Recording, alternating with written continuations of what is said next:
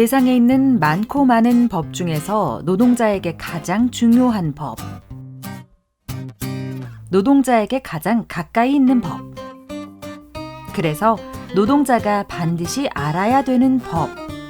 바로 노동자의 생명과 안전보다 이윤을 더 중시하는 사업주로부터 노동자의 생명과 안전을 보호하기 위해 만든 법, 산업안전보건법입니다. 이 산업안전보건법이 김용균 노동자의 죽음을 계기로 28년 만에 전면 개정됐습니다. 국회는 이 법이 통과되면 다시는 김용균 같은 억울한 죽음이 없을 것처럼 개정산안법에 김용균법이라는 이름을 붙였습니다. 그러나 막상 김용균법에 김용균은 없었습니다. 지금 이대로라면 노동자의 생명과 안전을 보호하기에는 너무나 부족한 법입니다.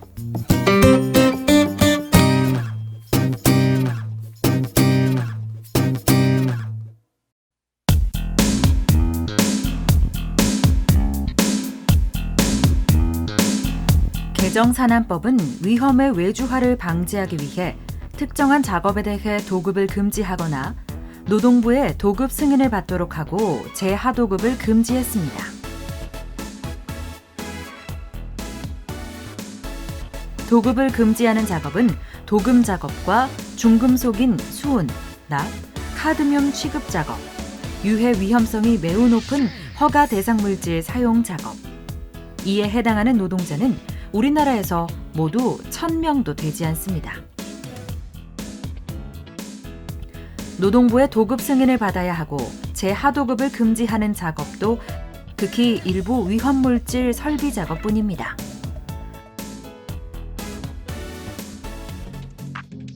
정말로 시급하게 위험의 외주화를 막아야 할 업종은 다 빠졌습니다. 해마다 50명이 넘는 하청 노동자가 사망하는 조선업. 노동자 대다수가 하청이고 가장 많은 노동자가 사망하는 건설업. 김용균 노동자가 사망한 발전소. 하청 노동자들이 부지기수로 죽어나가고 있는 그 어느 곳도 산안법의 도급 금지나 도급 승인에 해당하지 않습니다. 우리나라는 주요 30대 기업 산재 사망의 95%가 하청 노동자일 정도로 위험의 외주화가 심각합니다. 국가인권위원회조차 위험의 외주화를 금지하고 산안법의 도급 금지 범위를 확대하라고 권고하고 있습니다.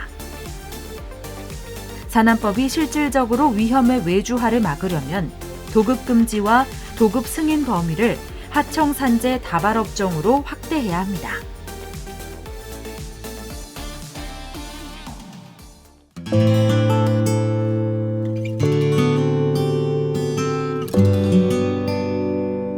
산재 사망자 절반으로 줄이기는 문재인 정부의 핵심 국정 목표였습니다. 사망사고가 발생한 사업장은 안전이 확보될 때까지 모든 작업을 중지하도록 하겠습니다. 이에 따라 노동부는 중대재해 발생 즉시 사업장 전체를 전면 작업 중지를 하라는 지침을 만들어 배포했습니다.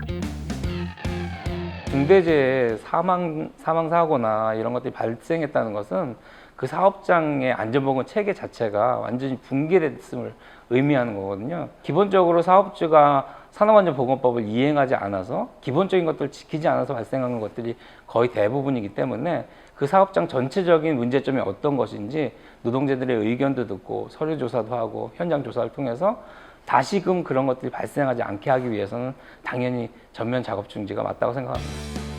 그러나 산안법 개정 과정에서 자본가들이 얼마나 생난리를 쳤는지 정부의 핵심 정책은 1년여 만에 완전히 뒤집혔습니다.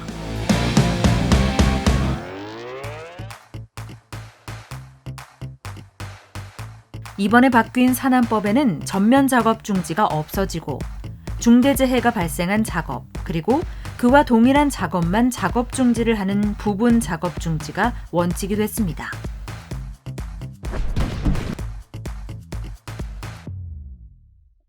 이런 부분 작업 중지로는 문제가 해결되지 않습니다. 중대재해가 발생한 사업장을 보면 사망사고가 발생한 딱 그 한 곳만 위험한 게 아니라 사업장 전체가 다 위험하기 때문입니다. 그 정도로 안전보건관리가 엉망이었기 때문에 결국 중대재해가 발생한 것이죠.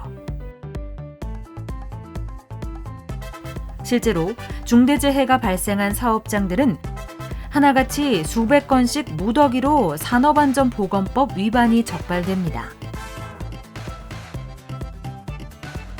때문에 진짜로 중대재해를 줄이려면 사업장 전체를 다 점검해서 안전보건관리가 엉망인 사업장을 안전보건관리가 제대로 되는 사업장으로 만들어야 합니다.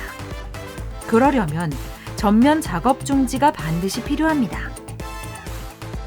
부분 작업 중지를 하게 되면 그 해당 작업에 대해서만 안전보건 조치가 취해졌는지 판단하고 조사하고 가게 됩니다. 근데 중대재해가 발생한 사업장에 가보면 한 곳만의 문제가 아니라 전체적인 문제가 있습니다. 그래서 중대재해를 예방하기 위해서는 전체적인 안전보건 체계를 정비해야 되기 때문에 전면 작업 중지는 선택이 아니라 필수라고 할 수 있고 당연히 기본적으로 있어야 되는 원칙이라고 생각합니다.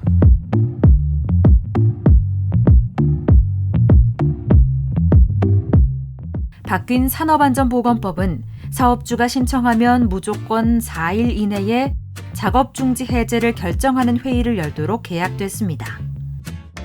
근본적인 안전대책이 마련됐는지 제대로 확인하는 것은 뒷전이고 무조건 빠르게 공장을 재가동할 수 있는 길을 열어준 것입니다. 사업주가 노동부에 작업중지 명령 해제 신청서를 제출하려면 노조의 의견도 필요 없고 재해 관련 노동자의 동의도 필요 없습니다. 노동자들이 반대하더라도 의견을 들었다는 형식적인 절차만 진행하면 됩니다. 작업 중지 해제 여부를 결정하는 회의에 노동자의 입장을 대변하는 사람이 없습니다. 때문에 개선 내용이 미흡해서 노동자가 아무리 반대하더라도 회의에는 노동자의 의견이 반영되지 않고 쉽게 작업 중지가 해제됩니다. 이러니 같은 사고가 계속 반복됩니다. 내 동료가 죽은 곳, 또 다른 무언가 사고가 날 수 있는 곳에 내가 지금 불안한데도 다시 그 노동자를 그곳으로 보낸다는 건 굉장히 위험한 일인 거죠. 그래서 내가 안심해, 나는 이제 일해도 괜찮을 것 같아 라고 확신했을 때 다시 일할 수 있고 공장을 가동할 수 있도록 하는 것. 그래서 작업중지 해제가 그냥 의견을 반영했어가 아니라 노동자들이 동의했을 때 작업중지가 해제돼야 된다. 무엇보다 노동자의 의견이 반드시 들어가야 하고 그 모든 절차에 노동자들이 참여하는 것.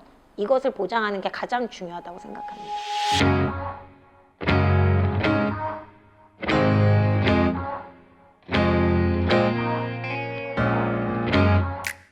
작업 중지권은 중대재해가 일어난 이후보다 재해가 일어나기 전에 행사할 수 있어야 됩니다.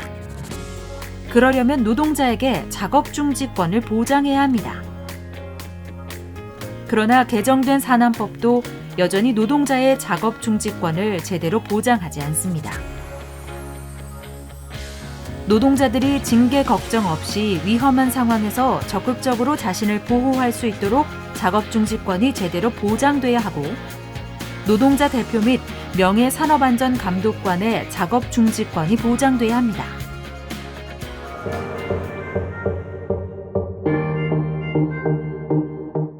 개정 산안법은 유해 위험성이 국제적으로 확인된 화학물질만 물질안전보건자료에 기재하도록 했습니다. 그런데 국제적으로 유해 위험성이 확인된 물질은 현재 사용되는 약 10만 종의 화학물질 중 1%밖에 안 되는 1,000종에 불과합니다. 결국 개정 산안법은 화학물질 중 단 1%만 물질안전보건자료에 기재하고 나머지 99%는 표시하지 않겠다는 겁니다. 결국 노동자는 어떤 위험성이 있는지 확인조차 되지 않은 화학물질을 아무 정보도 모르는 채 사용하게 됩니다. 물질안전보건자료라는 게 현장에서 노동자들이 자기가 어떤 물질에 노출되어 있는지를 유일하게 알 수 있는 설명서거든요. 근데 거기에 다른 물질들이 얼마나 들어있는지가 제대로 표시가 안 된다고 한다면 이런 일이 생기면 안 되겠지만 나중에 직업병이나 이런 것들이 발생했을 때 자기가 어떤 물질에 노출되어 있는지 확인이 안 되는 거예요.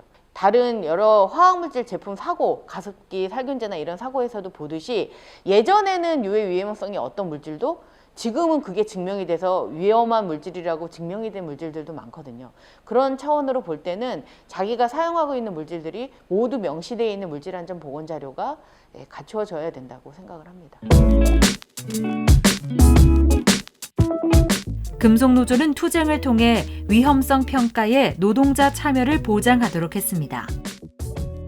그러나 개정산안법은 노동자를 참여시키지 않았을 때 처벌 조항이 없어 강제력이 없습니다. 또 노동조합의 참여도 보장하지 않습니다. 노동조합 또는 노동자 대표의 참여 보장을 법에 명시하고 어겼을 때의 처벌 조항도 마련해야 합니다.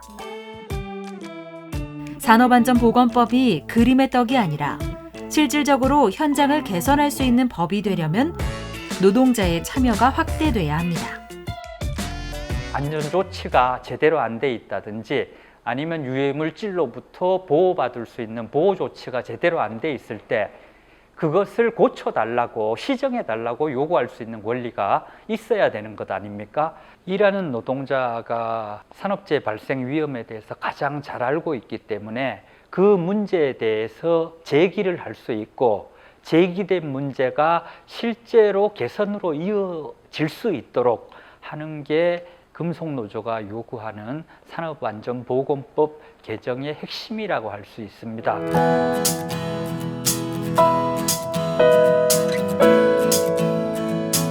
산업안전보건법의 안전조치, 보건조치 의무를 사업주가 위반해서 노동자가 사망하면 법적으로는 7년 이하의 징역에 처하도록 돼 있지만 실제로 징역을 사는 경우는 거의 없습니다.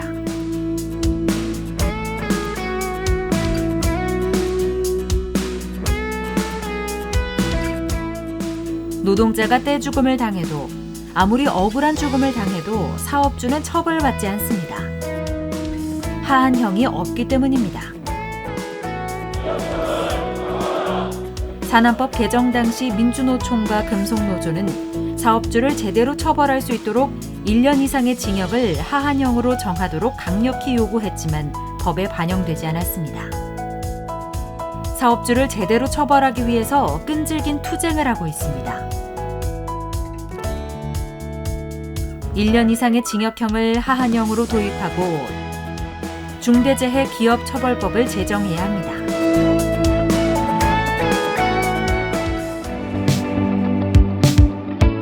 한참 부족한 산안법조차 현장에서는 제대로 지켜지지 않고 있습니다.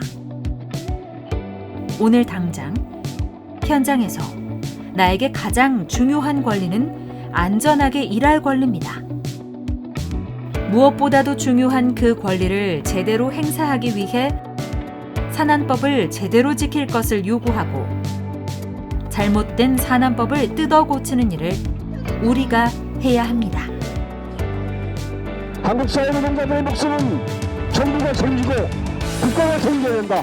조속히 산업안전보건법과 하위법령을 전면 다 개정하라는 노동자가 30년, 40년 일을 하면서 최소 2번 이상의 산업재해를 당하게 된다고 합니다. 생명과 안전을 담보로 언제까지 일해야 되겠습니까? 산업안전보건법에 노동자의 참여권, 문제를 개선할 수 있는 권리와 위험에 대해서 알 권리를 명시하는 것은 남의 문제가 아니라 우리 가족의 생존을 지키기 위한 생존권적인 요구입니다. 금속 노동자만이 아니라 전체 노동자의 권리로 확보될 수 있도록 함께 실천해 나가야 될 것 같습니다.